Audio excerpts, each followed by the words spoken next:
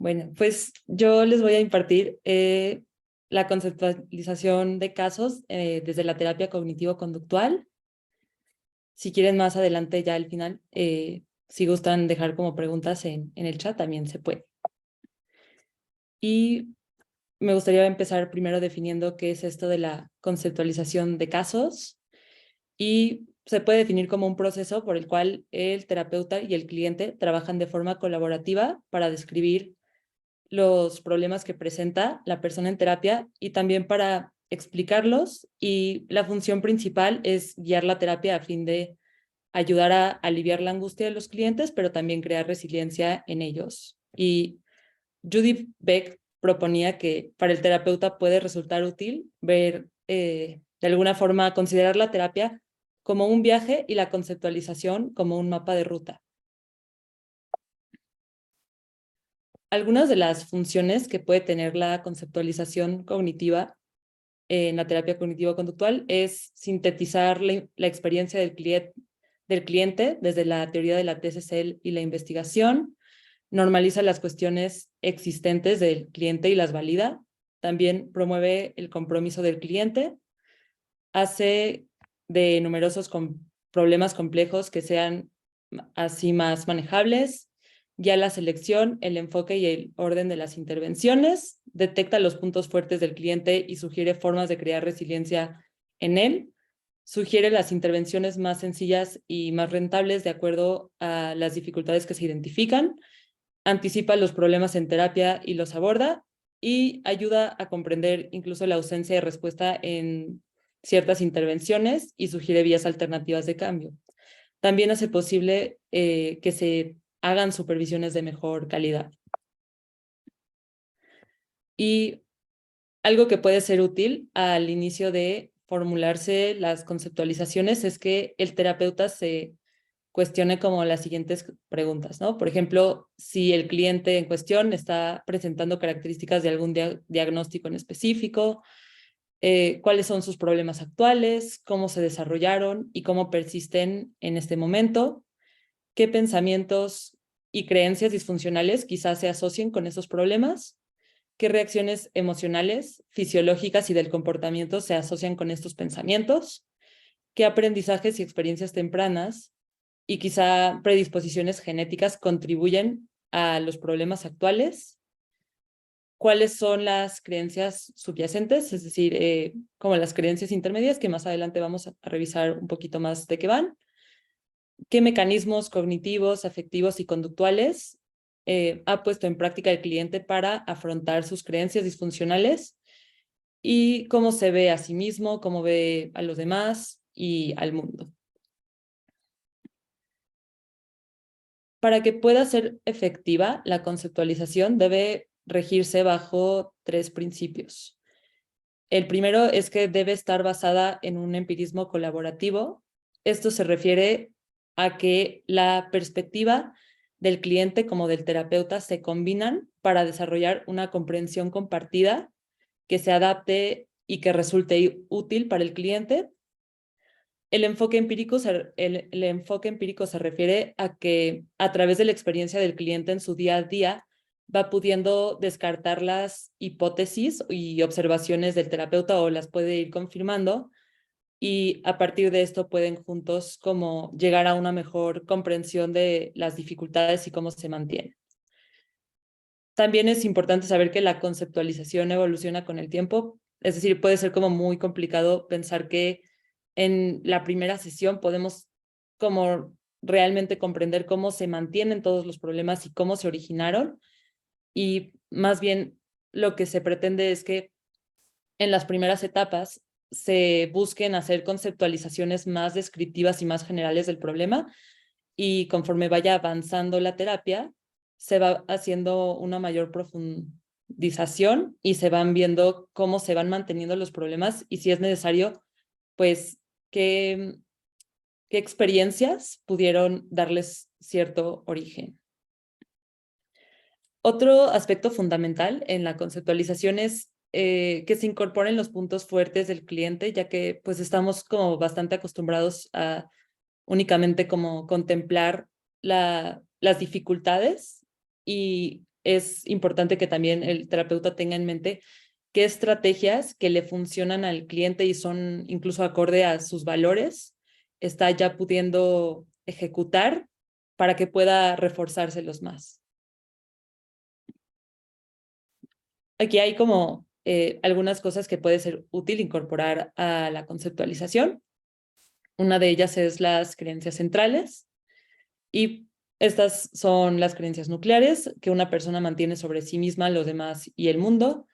Para las personas son como consideradas verdades absolutas, pero que les es muy difícil nombrar.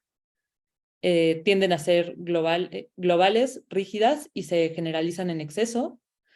Las creencias centrales que pueden causar sufrimiento se pueden categorizar en dos grandes grupos. Pueden ser aquellas que se asocian con un desamparo, como en sentirse incapaz o que algo le puede pasar a la persona, o las que se asocian con la imposibilidad de ser amados. A grandes rasgos se pueden dividir en estas dos.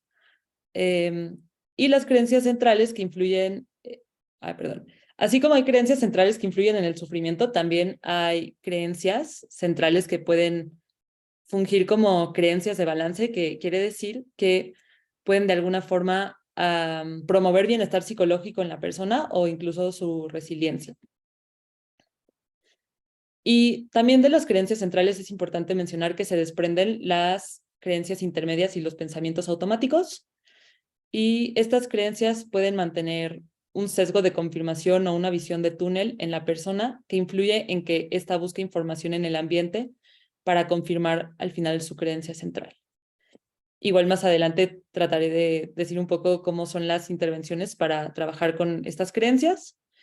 También es muy importante poder identificar las creencias intermedias del cliente. Estas se expresan en forma de reglas, actitudes y presunciones para vivir, que son coherentes con las creencias centrales y de alguna forma protegen a la persona de los afectos negativos asociados a la activación de la creencia central. Ahorita vamos a ver un ejemplo y va a quedar un poco más claro a qué me refiero con esto. Y también es útil identificar las creencias compensatorias. Estas, de hecho, también se desprenden de las creencias intermedias y su objetivo es sobrellevar la creencia central. Entonces, si lo pudiéramos explicar de otra forma podríamos imaginar como esto de las creencias como un iceberg y las creencias centrales son la parte más profunda del iceberg. Entonces, a lo mejor una persona que creció en un contexto donde quizá desde pequeña o pequeño fue juzgada por profesores, por padres y siempre le criticaban, quizá desarrolla la creencia de la gente es juzgona, ¿no? A raíz de esta creencia central surge la creencia intermedia de solamente cuando hago perfecto algo no me critican, o si no lo hago perfecto me van a criticar. O sea, esta es una condicional que la persona desarrolla y de aquí se desprende un pensamiento automático donde en situaciones donde pudiera existir la posibilidad de ser juzgado, como que el pensamiento más superficial que le podría venir a la persona es ¿y si me equivoco? Si nos fijamos de la creencia intermedia, si no lo hago perfecto me van a criticar, también se puede desprender cierta estrategia compensatoria donde quizá la persona probablemente desarrolla como la tendencia a depositar demasiado tiempo y energía en hacer las tareas perfectamente. Y obviamente habría que analizar si esto le termina como resultando problemático en otras áreas de su vida. Eso es un poquito lo que sería también importante identificar en la conceptualización, pero también quisiera mencionar que hay 3 niveles de conceptualización en la terapia cognitivo-conductual. El primero es la conceptualización descriptiva, el segundo la conceptualización transversal y el último la conceptualización longitudinal. La conceptualización descriptiva es el modelo de 5 partes que ayuda a que los clientes comiencen a establecer conexiones entre los pensamientos, los estados de ánimo, los comportamientos, las reacciones físicas y los acontecimientos de vida. Este modelo de 5 partes suele proporcionar un buen punto de partida para la conceptualización, ya que ofrece una descripción clara de los problemas existentes porque demuestra enlaces entre experiencias del cliente y con frecuencia genera esperanza. Ahorita vamos a ver un pequeño ejemplo de cómo se desarrolla, pero algo que se hace en este primer momento también es como tratar de sintetizar cuáles son las dificultades actuales del cliente. Entonces, por ejemplo, se puede dividir como en una etiqueta de si se ven a lo mejor algunos síntomas de depresión, como que la persona quizá se siente desmotivada, se autocritica o no está como disfrutando quizá de actividades. Y parte de eso es como posterga tareas. Se podría como poner la etiqueta de quizás síntomas depresivos y ponerle como quizá características que también se notan parte de estos en el cliente. Por ejemplo, podría ser la procrastinación, sentimientos de fracaso, el aislamiento. Quizá también, en este caso hipotético, el cliente en su trabajo tenga a lo mejor dificultades donde quizá como que grite a los compañeros o insulte y no hayan como otras formas a lo mejor de lidiar con las cuestiones amenazantes que se presentan. También incluso quizás poner como síntomas de ansiedad, pensar en escenarios catastróficos poco probables, preocupaciones en el trabajo, es decir, al final se trata como de sintetizar las dificultades actuales de la persona y darles cierto orden. Este modelo como de 5 partes, aquí, como se decía, es poner un poco el contexto en el que la persona está actualmente viéndose afectada. Y entonces también a partir de ahí es detallar un poco qué emociones ahorita están presentes en la vida de la persona, cómo estas emociones también se conectan con reacciones físicas que están muy presentes en la vida de la persona, qué pensamientos o sea, inundan en estos momentos a la persona, cuáles son como bastante repetitivos, qué comportamientos hay y cómo cada uno de estos elementos influye en el otro. Y hay como una especie de círculo vicioso. O sea, es un poco lo que se busca hacer al principio, como verlo desde una forma más general y cómo un poco cada uno de los elementos se influye entre sí. También, como les decía en esta parte, que se desarrolla un poco como cuáles son las situaciones presentes que están siendo difíciles en la vida de la persona. A partir de aquí se pueden plantear objetivos terapéuticos. O sea, algunas recomendaciones para plantear objetivos terapéuticos útiles para el cliente pueden ser asegurarse que los objetivos estén estrechamente relacionados con las cuestiones existentes, especificar objetivos a corto, mediano y largo plazo, tener como o plantear objetivos que sean mesurables, es decir, puede ser importante que se pueda operacionalizar los comportamientos relacionados con los objetivos, o sea, es decir, o sea, si la persona nos dice es que, por ejemplo, en caso de que esté deprimido, es que me quiero sentir feliz o me quiero sentir bien, hay que ver cómo sería sentir, o sea, cómo sería sentirte, cómo sería tu forma de actuar si te sintieras así, a qué le llamas felicidad e incluso ver si ese objetivo es incluso realista, o sea, como quizá también valga la pena como cuestionarlo y ver si es alcanzable para la persona. ¿Qué objetivos están bajo el control de la persona? Si son realistas, si el objetivo está siendo dependiente de otro o se relacionan. Y si es así, ¿cuál debe abordarse primero? Si reflejan los objetivos algo más que una reducción de la angustia, si representan un crecimiento positivo o un significado para la persona, si promueven resiliencia y si tienen impacto y prioridad. Esa sería la conceptualización descriptiva. Si pasamos a la conceptualización transversal, estas buscan detectar los mecanismos cognitivos conductuales que forman parte de los problemas que presentan los clientes. La tarea en esta fase de la conceptualización consiste en emplear los modelos de la terapia cognitivo-conductual para explicar los desencadenantes y los factores del mantenimiento de los problemas que presentan los clientes. Lo que se propone es como algo bastante flexible, ya que se puede utilizar, por ejemplo, un modelo como el análisis funcional para poder identificar estos desencadenantes y mantenedores de el comportamiento problemático. También se pueden hacer el básico uso de las secuencias de situación, pensamiento, emoción y comportamiento. Y también a veces es muy útil cuando la dificultad se relaciona con un diagnóstico específico, como poder a lo mejor basar un poco la conceptualización en protocolos ya realizados y individualizarlo al cliente en cuestión. Las conceptualizaciones explicativas o transversales responden la pregunta ¿por qué me sigue ocurriendo esto? Y tienden a tener un proceso de 3 etapas para recopilar la información.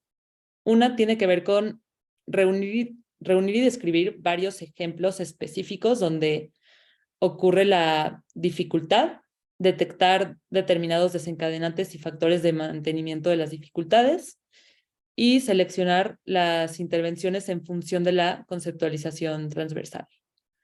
Y estos 3 pasos se repiten para cada una de las cuestiones existentes o cada una de las dificultades que se han identificado. Aquí tenemos un poco un ejemplo de la conceptualización transversal. Uno puede como basarse un poco, por ejemplo, en conceptualizaciones desarrolladas a lo mejor para un trastorno específico. Por ejemplo, puse aquí el de la ansiedad generalizada. Tenemos aquí también el registro de pensamientos que tiene la parte de la situación, el estado de ánimo, los pensamientos automáticos y el comportamiento.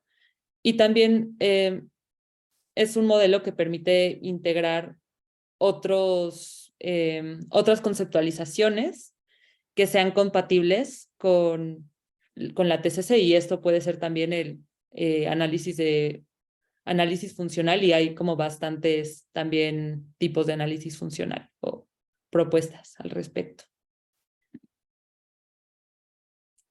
Y por último tenemos la conceptualización longitudinal. Esta conceptualización hace uso del historial del desarrollo de los clientes para comprender mejor las cuestiones que presentan. Los factores predisponentes describen cualquier elemento que hace que una persona responda con mayor probabilidad de una manera determinada a una circunstancia de la vida. La investigación muestra que existen una serie de factores como el temperamento o una experiencia considerable de adversidad que predisponen a las personas a problemas de salud mental.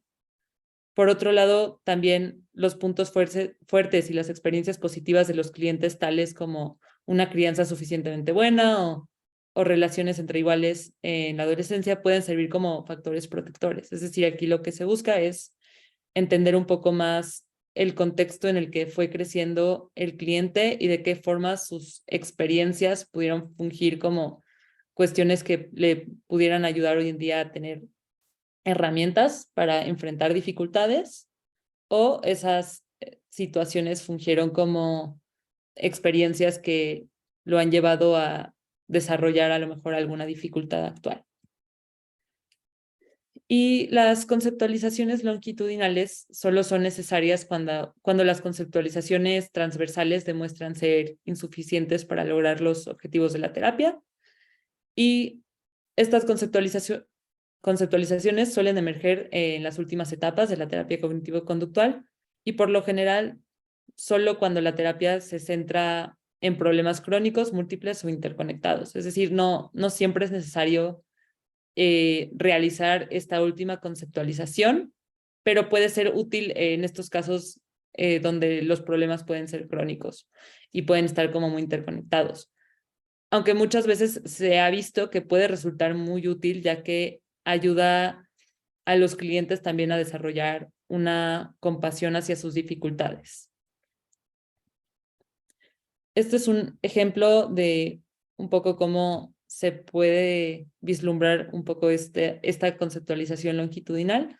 Se pueden, de cierta forma, plantear como experiencias de vida que fueron a lo mejor muy distintivas en la vida de la persona, que fueron de cierta forma cosas que pudieron fungir como factores protectores y por otro lado también como factores predisponentes para la dificultad actual.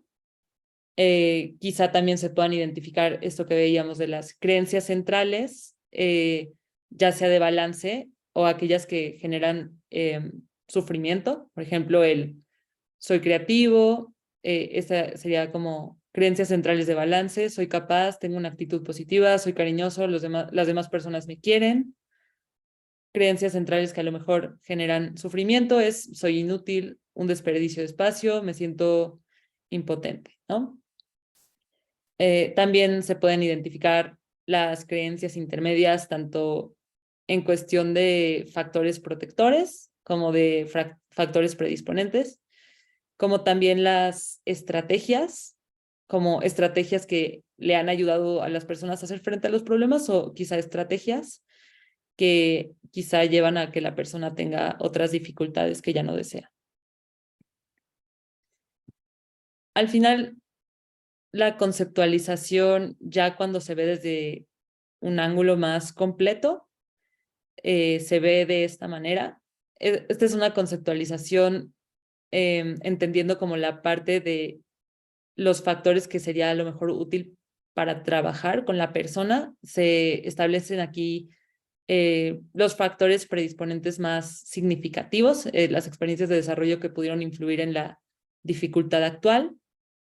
Como decíamos, se establecen como las creencias centrales, se establecen las creencias intermedias, las estrategias y de alguna forma se plantean cuáles son los problemas actuales en la vida de la persona y luego se busca cuáles son los ciclos de mantenimiento. O sea, es decir, ya hay como una integración de cierta forma con las otras dos conceptualizaciones de la transversal y la descriptiva.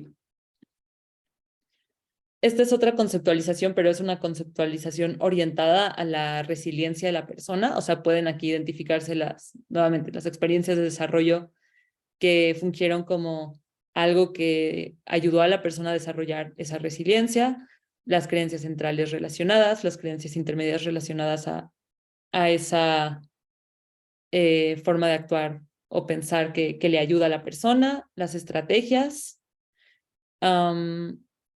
y quizá aquí como la persona empieza como a lidiar con esas dificultades, pero de esta forma que quizá le es más útil. Y bueno, pues también habiendo como ya hablado un poquito de la conceptualización, puede ser útil como también mencionarles cuáles son un poco las técnicas principales desde la terapia cognitivo-conductual. Podemos separarlo como en muchas, pero aquí les puse como las más básicas, que es de las técnicas cognitivas la reestructuración de los pensamientos automáticos, que también en este rubro puede estar el debate socrático, la técnica de punto-contrapunto, la técnica de juicio, la técnica de rueda de reatribución, el registro de pensamientos disfuncionales, las tarjetas para lidiar, la reestructuración de creencias intermedias, los experimentos conductuales, el debate, la técnica de actuar como sí. Para la reestructuración de las creencias centrales, el registro de información positiva, el formulario de creencias centrales, la reestructuración de recuerdos tempranos.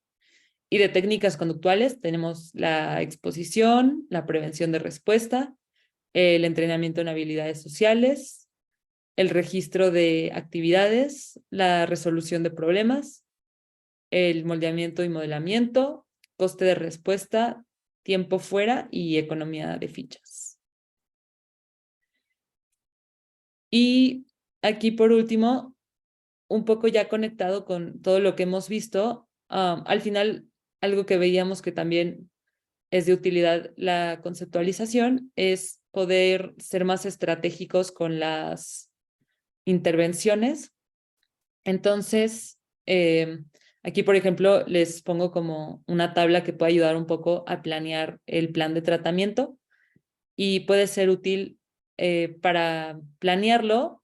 poner primero cuál es el problema que se busca tratar y igual operacionalizar el problema, después establecer un objetivo general que se busca con este problema. O sea, por ejemplo, en este caso, vamos a decir que el problema general podría ser algo relacionado con síntomas de ansiedad social, donde hay una persona que tiene como la dificultad para dar una presentación a su grupo de trabajo y podríamos decir a lo mejor que el objetivo general de quizá la terapia podría ser ayudarlo a disminuir la sensación de ansiedad o ayudar a la persona a tolerarla para que no afecte sus actividades profesionales.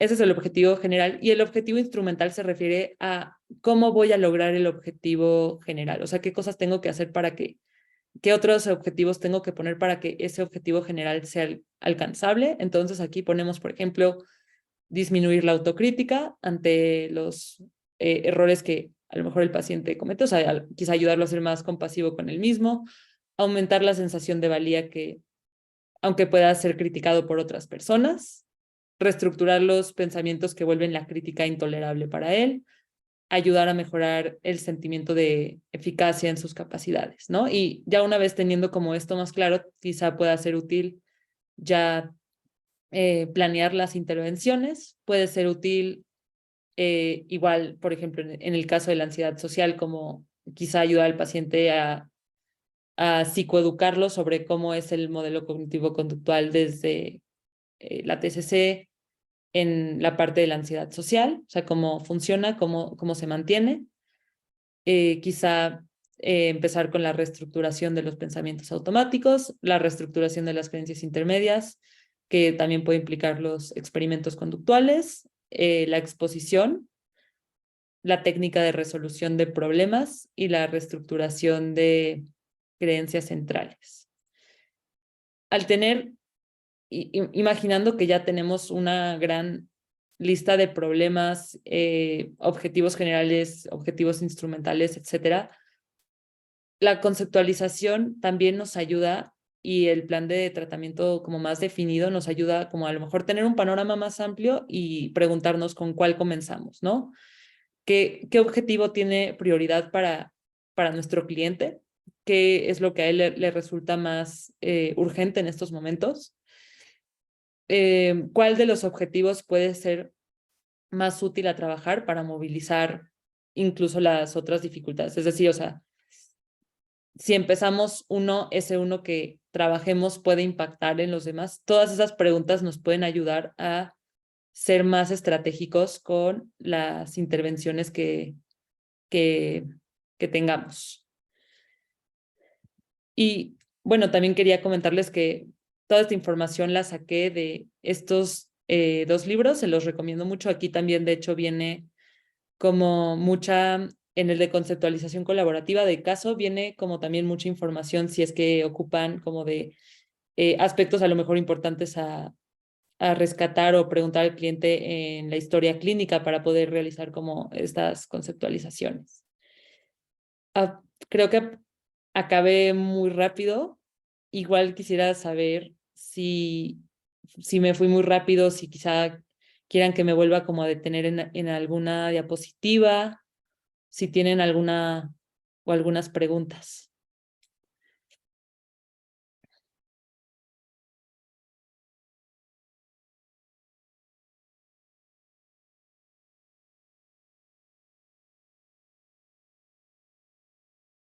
Muchas gracias, Dani, por la información. Me ha parecido bastante completa y por la claridad con la que has expresado. No hay de qué, ¿no? A ti, gracias, a ti les. Pues les invitamos a hacer sus preguntas. Aprovechemos que tenemos tiempo disponible. Si hay algún comentario para Dani.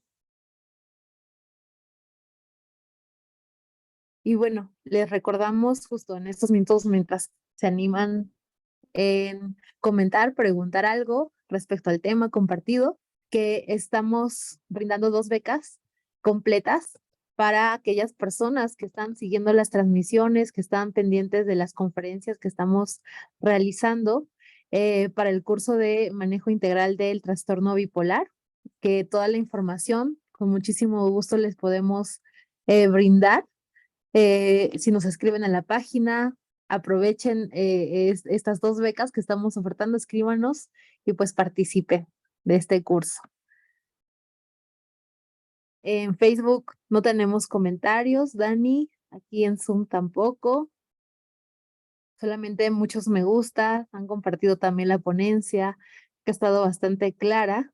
No sé si tú tienes algo más que agregar ahorita, en estos minutitos, algún comentarios finales.